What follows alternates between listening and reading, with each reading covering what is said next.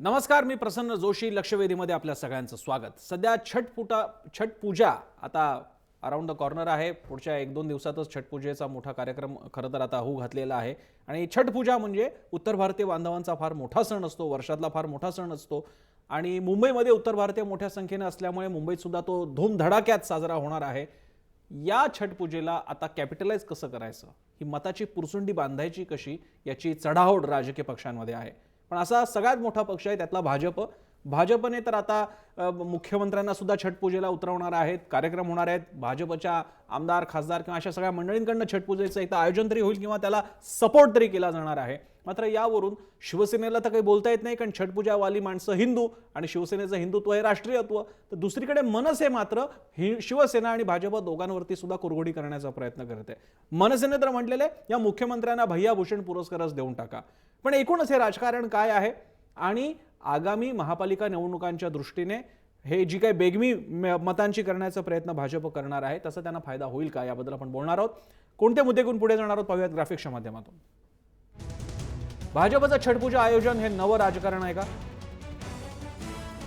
उत्तर भारतीय मतांसाठी भाजपची ही खेळी आहे का? हिंदू मतांमुळे शिवसेनेची गोची झाली आहे का? काही बोलता येत नाहीये.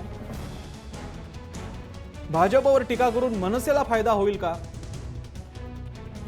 आणि भाजपच्या राजकारणानं सेना मनसे मात्र गोत्यात येईल का महापालिका निवडणुकीची सत्ता मिळवण्याच्या बाबतीत? जर का तुम्हाला सुद्धा या चर्चेत सहभागी व्हायचं असेल तर आमच्या ट्विटर हँडलवरती जा, आपला प्रश्न पहा. छठपूजा आयोजनाद्वारे भाजप उत्तर भारतीय मतांची मोड बांधतोय का? जरूर व्यक्त व्हा.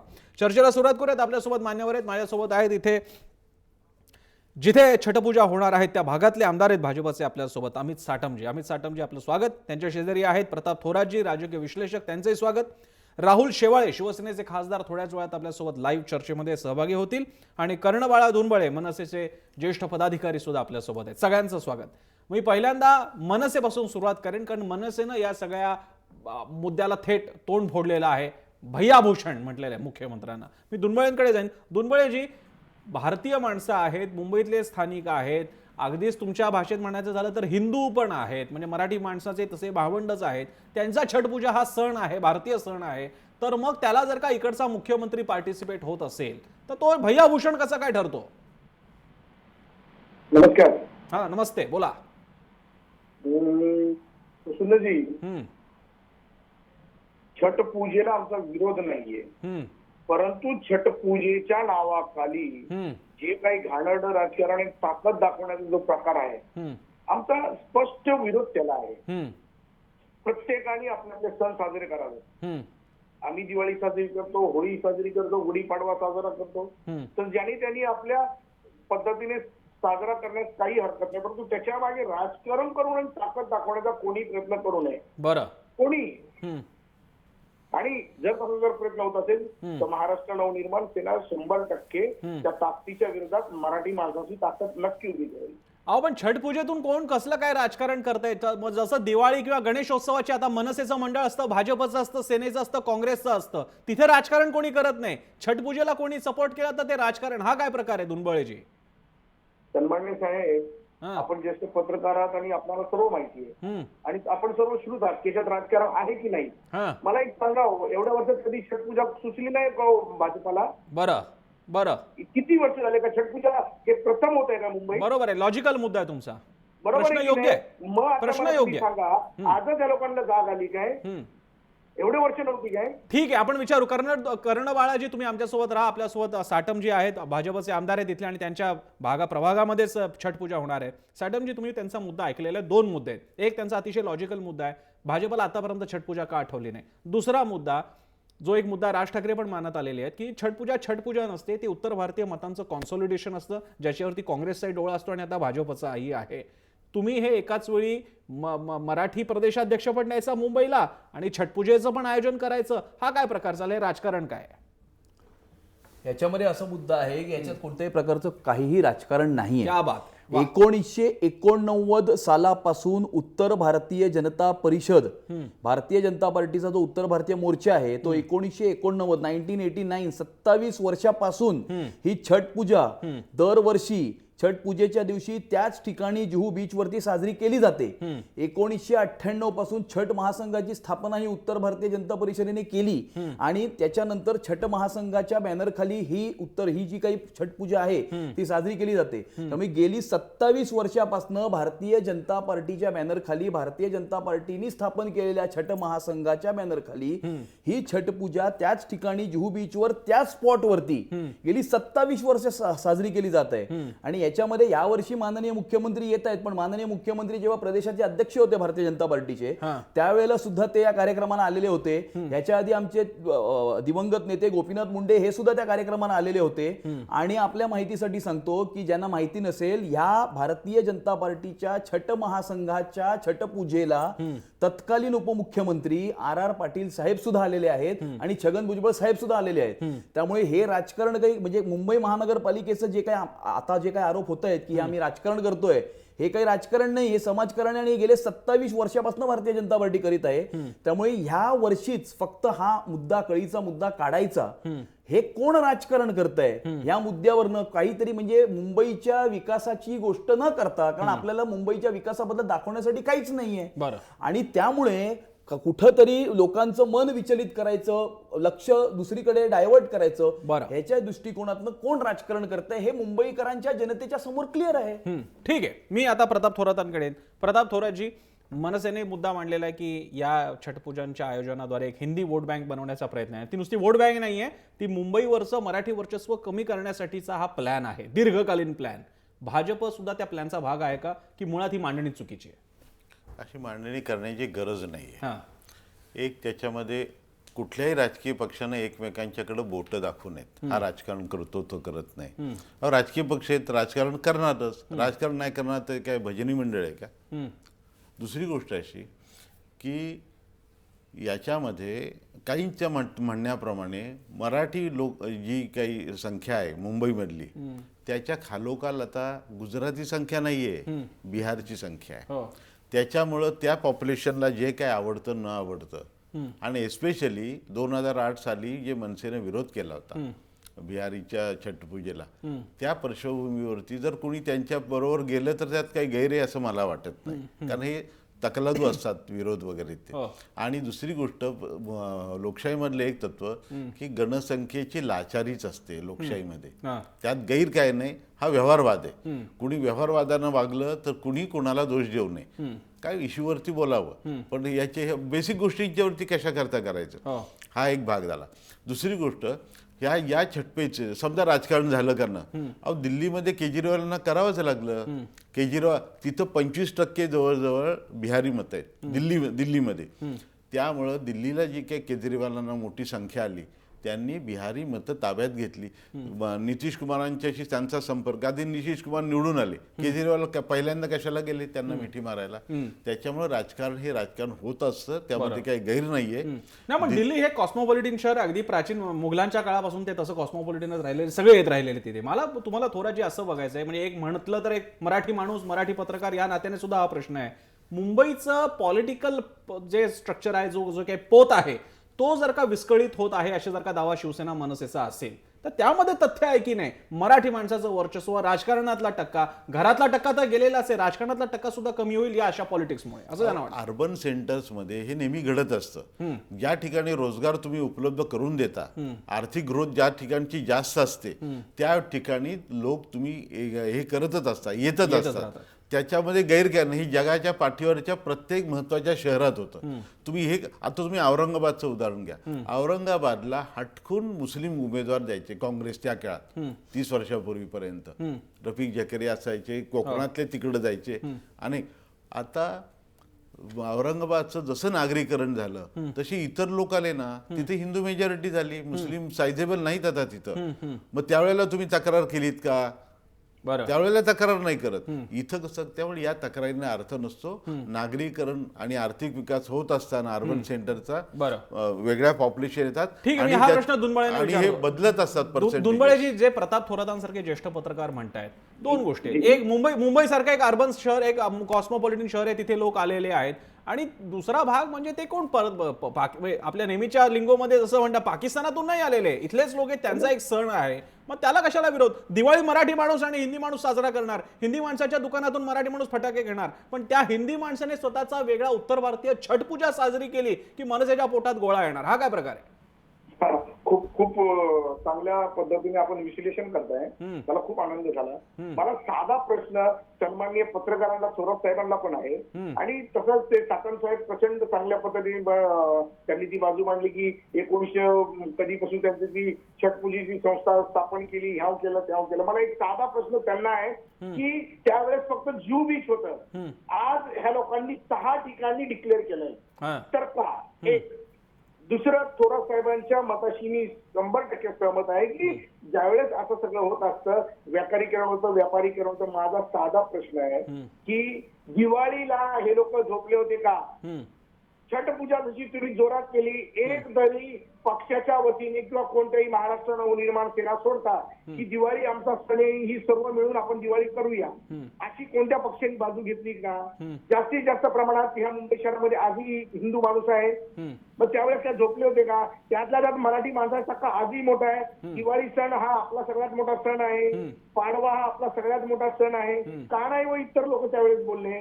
त्यावेळेस माझं एवढंच म्हणणं आहे सर की 100% त्यांनी छठ पूजा साजरी करावी, परंतु पूजेच्या दृष्टीने त्याच्यामध्ये राजकारण आणू नये, ताकद दाखवण्याचा प्रयत्न करू नये, आणि ताकद दाखवल्यास आम्ही ताकदीला जबाब देऊ. हे मागापासून मी तुम्हाला बोलत आहोत, आणि तुम्हाला सांगतो आमच्या पोटात गोळा याची गरज नाही. आम्ही पदासाठी आणि कोणत्या निवडणुकीसाठी मागे धावणारी लोक नाही आहोत. ठीक आहे. साटमजी, कर्णवारा दुर्बळ यांनी सांगितलेली मनसेची भावना आहे की जर का ताकदीचा प्रयोग दाखवण्याचा प्रयत्न होत असेल तर आम्ही सुद्धा आमची ताकद दाखवू. मला सांगा, ही एक डेंजर बाब आहे. जर का या अशा सणवाराच्या निमित्तानं आपापल्या बेडकुळ्या दाखवायचे प्रयत्न व्हायला लागले तर भाजपला तरी काय पुढे घेऊन जायचंय? कारण त्यांचा एक मुद्दा होता, 1-2 ठिकाणी छठपूजा ठीक आहेत, आता अख्ख्या किनारपट्टीवरती छठपूजा आहेत. असं आहे की छठ पूजा जी असते ती सूर्याला नमस्कार करून करण्याची एक पूजा असते, आणि ती जिथे नदीचं तट असेल किंवा समुद्राचं तट असेल किंवा एखाद्या तलाव असेल अशा तलावाच्या किनाऱ्यावरती हा सण साजरा केला जातो. आधीही अनेक ठिकाणी हा केला जायचा आणि आजही केला जातोय. फक्त एवढाच मुद्दा आहे की राजकारण करणाऱ्यांना तो आज त्यांच्या डोळ्यामध्ये दिसत आहे. आज मुंबई महानगरपालिकेची निवडणूक आहे आणि म्हणून तुम्ही 6 ठिकाणी करताय. असं आहे, दिवाळी पहाटचाही कार्यक्रम केला भाजपनी. आम्ही गणपतीचे सगळ्या मंडळांचं एक महामंडळ सुद्धा स्थापन केलं, गणपतीचे कॉम्पिटिशन सुद्धा आयोजित केली. ते तुम्ही केलं कारण शिवसेनेला कॉर्नर करण्यासाठी केलं? नाही, ते आता नाही, गेल्या 5 वर्षापासून करतोय. गेल्या 5 वर्षापासून आम्ही अशा प्रकारचे कार्यक्रम करतोय. पण स्वाभाविक आहे की निवडणुका असल्यामुळे अशा प्रकारचे कार्यक्रम केल्यामुळे निवडणुकीच्या काळामध्ये अशा प्रकारचे कार्यक्रम जास्त उठून दिसतात आणि त्यामुळे त्याच्यावरती राजकारण होतं. पण माझी ही विनंती आहे की अशा गोष्टीवरती राजकारण न करता मुंबईकरांना काय सेवा दिली गेली पाहिजे, मुंबईचे काय आज रिक्वायरमेंट आहे आणि मुंबई शहराचे प्रॉब्लेम आपण कसे सोडू याच्यावरती डिबेट झाली पाहिजे. छठ पूजा व्हायला पाहिजे, तिथे तुम्ही आपली ताकद दाखवा. मुंबईकरांना चांगल्या सर्व्हिसेस देण्यासाठी तुम्ही तुमची ताकद दाखवा. छठ पूजा थांबवण्यासाठी ठीक आहे. हा एक मुद्दा चांगला आहे. जसा मगाशी मला एक मुद्दा दुंडबळेंचा पटला होता तसा एक मुद्दा साठमांचा सुद्धा पटलेला आहे. दुंडबळे, एक प्रश्न तुम्हाला आहे. मला सांगा, मनसेचं नाव गेल्या काही काळात जेव्हा मी ऐकलेलं आहे ते कशासाठी ऐकलं? मी ऐकलं ते ए दिल हे मुश्किलचं आंदोलन आहे. मी हे नाव ऐकलं आणखी कुठल्या तरी भैया वगैरे विरोधातलं आंदोलन आहे. मी आता ऐकलं छठ पूजेच्या निमित्तानं.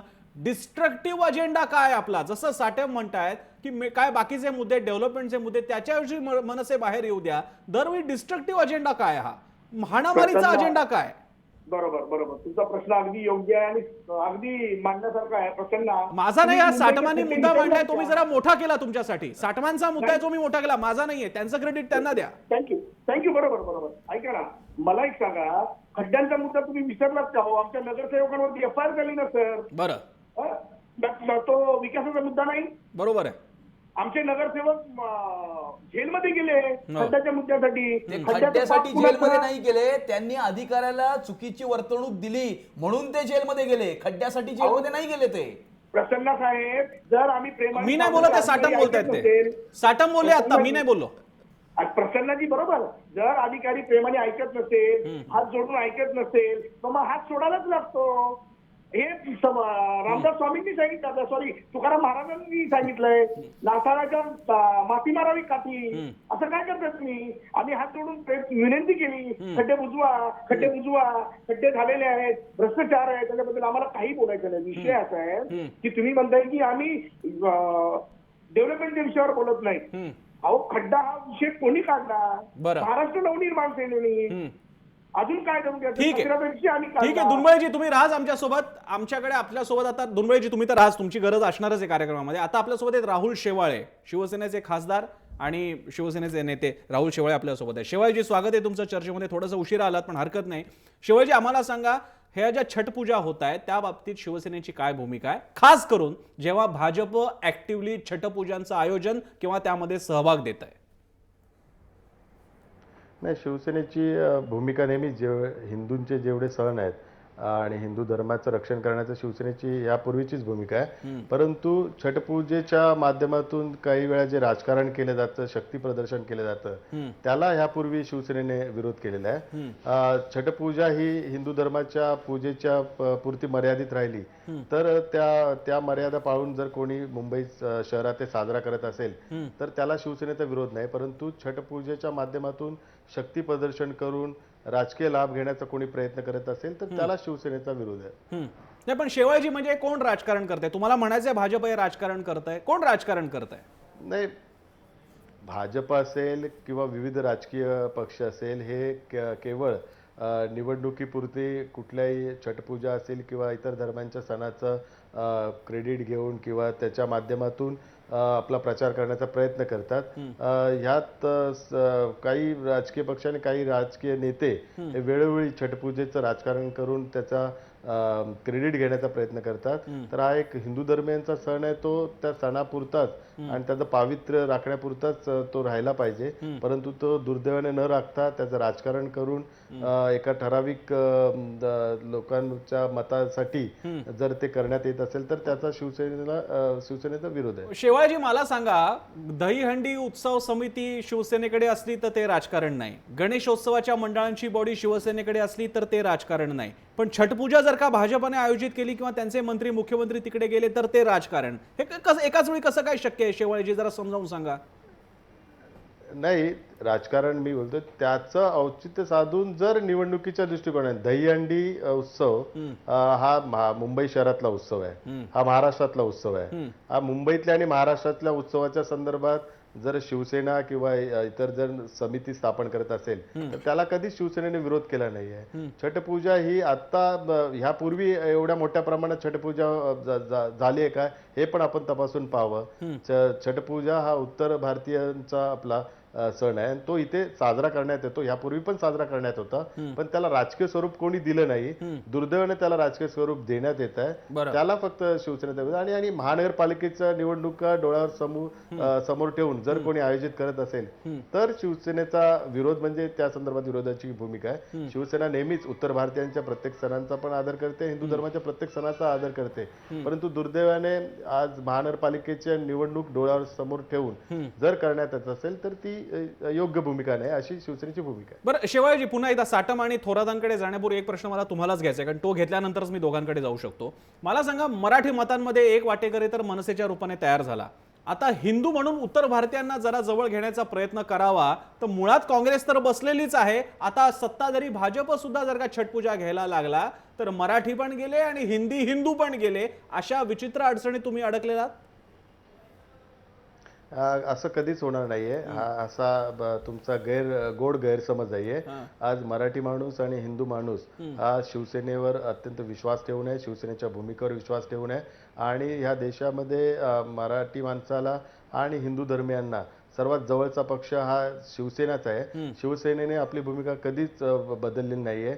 भारतीय जनता पार्टी असेल, मनसे असेल, मराठी माणसांसाठी वेळोवेळी वेगवेगळी भूमिका पण त्यांनी मांडलेली आहे. भाजपाने पण हिंदूंच्या वर जेवढे अत्याचार होतात त्या बाबतीत पण वेगळी कधी कधी भूमिका मांडलेली आहे. बाबरी मस्जिदचा इश्यू असून दे, कित्येक असे इश्यू असून दे, त्यात भाजपाने वेगळी भूमिका मांडलेली आहे. केवळ हिंदू हृदय सम्राट शिवसेना प्रमुख आणि आता शिवसेना पक्ष प्रमुख हे मराठी माणसांसाठी आणि हिंदू धर्मियांसाठी जी भूमिका मांडतात बरं. त्यात कधीच फरक पडलेला नाही आणि त्या भूमिकेवर ठाम आहे आणि शेवटपर्यंत ठाम राहणार.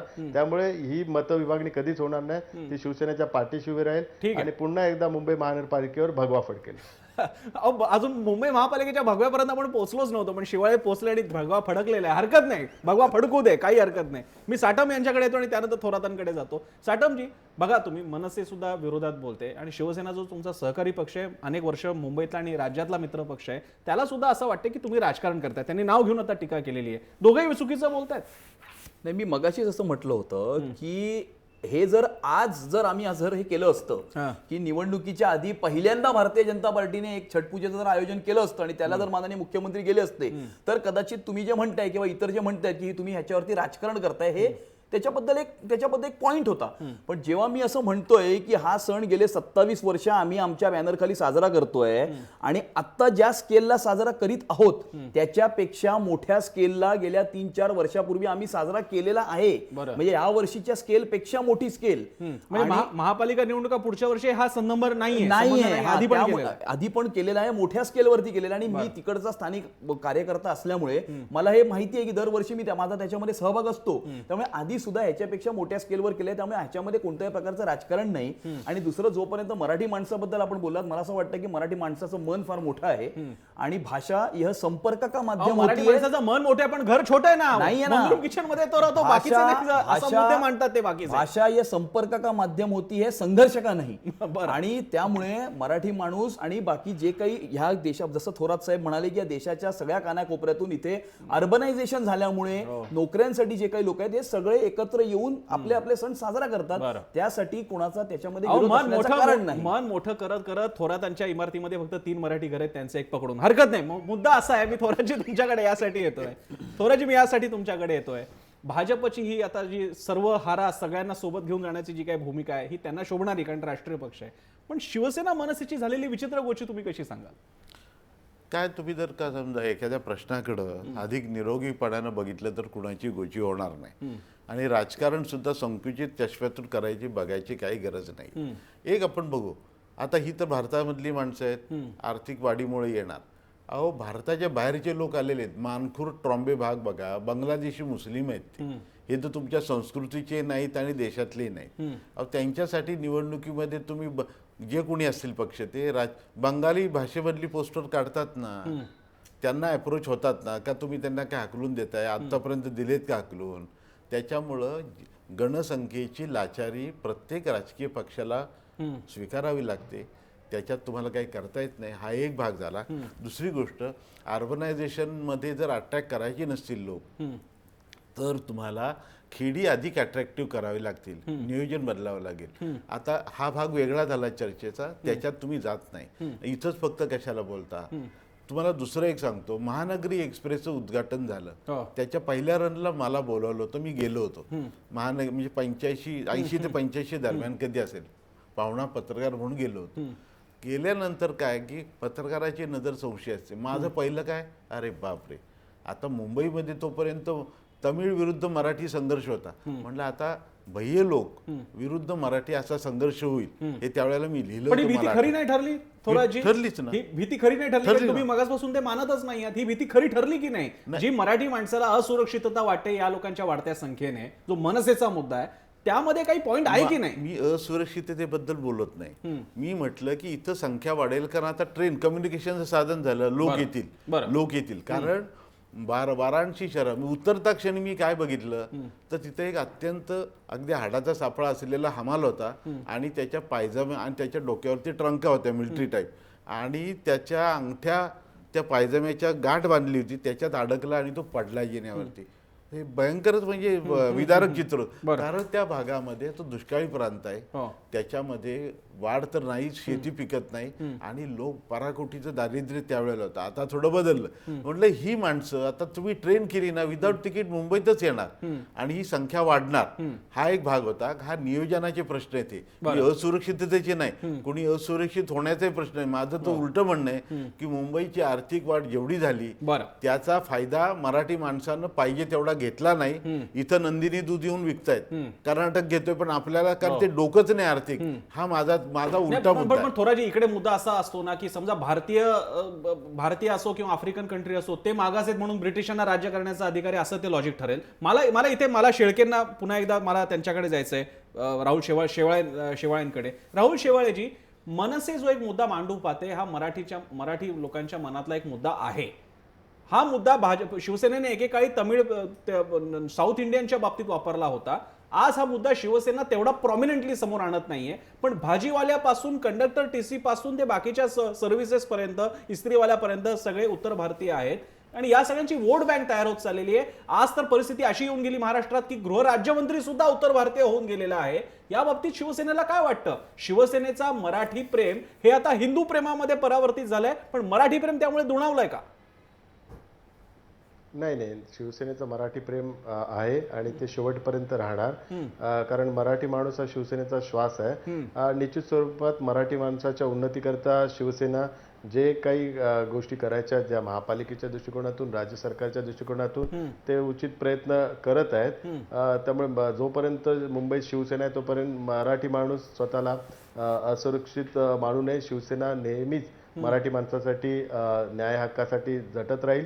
आणि परंतु ज्या हिंदू हृदय सम्राट शिवसेना प्रमुखांनी एक व्यापक भूमिका घेतली हिंदुत्वाची, त्या हिंदुत्वाच्या भूमिकेत संपूर्ण देशातल्या नागरिकांच्या दृष्टिकोनातून ती भूमिका घेतली होती. आणि जसं महाराष्ट्रात आपण मराठी माणसाच्या न्याय हक्कासाठी लढतो, तसं इतर राज्यातील गुजरात असेल तर गुजराती बांधवांसाठी न्याय हक्कासाठी, तर त्या राज्यातल्या त्या भूमिपुत्रांच्या न्याय हक्कासाठी लढायलाच पाहिजे आणि त्यांना न्याय हक्क मिळालाच पाहिजे. ही शिवसेनेची भूमिका आहे. त्यामुळे शिवसेनेने भूमिका कधी बदलली नाही. शेवाळेजी, आता मुंबईतला भूमिपुत्र कोण? मुंबईतला इस्त्रीवाला, कष्टकरी हिंदी माणूस भूमिपुत्र का राहुल शेवाळे भूमिपुत्र? भूमिपुत्राचा पहिला प्रेफरन्स कोणाला? मुंबईतला भूमिपुत्र मराठी माणूसच आहे आणि तो मराठी माणूसच शेवटपर्यंत राहणार. त्यात मराठी माणसाने कुठली भीती बाळगायची गरज नाही. शिवसेना नेहमीच मराठी माणसाच्या न्याय हक्कासाठी लढत राहणार आहे आणि मुंबई ही मराठी माणसाची आणि ती मराठी माणसाचीच राहणार आहे. ठीक आहे, मी इकडे दुनबळेंकडे जाईन. दुनबळेजी, जर का भाजपच्या या मुद्द्याच्या विरोधात शिवसेना सुद्धा बोलत असले, पण शिवसेना कोणाच्या अँटी ठरत नाहीये. ती हिंदूंना पण जवळ घेते, छठ पूजेचंही स्वागत करते आणि मराठी माणसं तर आमच्याकडे आहेतच असं म्हणते. मग मनसेची स्पेस ती काय? मग तुमच्या विरोधाला काय विचारणार कोण? प्रसन्न, हा बोला. विषय कसा आहे, मी कॉमर्स मध्ये पण शिकतो, मी सायन्सचा पण विद्यार्थी आहे आणि मी आर्ट्सचा पण विद्यार्थी आहे. असं शिवसेनेचं झालंय. ओके, मराठी माणूस यांच्यापासून इतका लांब दुरावलाय आणि म्हणून महाराष्ट्र नवनिर्माण सेनेची ताकद ही मराठी माणूस. दुनबळेजी, मराठी माणूस इतका लांब दुरावलाय की दादर मधला खासदार आणि नंतर आमदार सुद्धा शिवसेना भाजपचे झाले. आता नगरसेवक राहतात की नाही हा प्रश्न आहे मनसेचा. तर मला एक तुम्ही सांगा, राजकारण आणि मतदान याच्यावरती जर तुम्ही मराठी माणसाची जर तुलना करत असाल तर मग हे दुर्दैव आहे. राजकारण म्हणून तुम्ही जर तुलना करत असाल मराठी माणसाची तर मग ते दुर्दैव आहे. मला एक तुम्ही सांगा, मराठीच्या मुद्द्यावरती आपण बोलूया.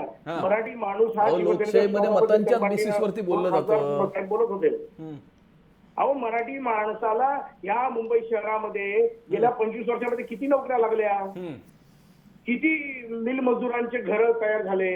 बरं, त्याला उत्तर भारतीय कारणीभूत आहेत. त्याला उत्तर भारतीय कारणीभूत लोकांना घर भेटले. त्याला उत्तर भारतीय कारणीभूत आहेत का? त्याला उत्तर भारतीय नाही, सगळे भाजपा सेना कारणीभूत आहे. कारण यांनी झोपड्या वाढून दिल्या.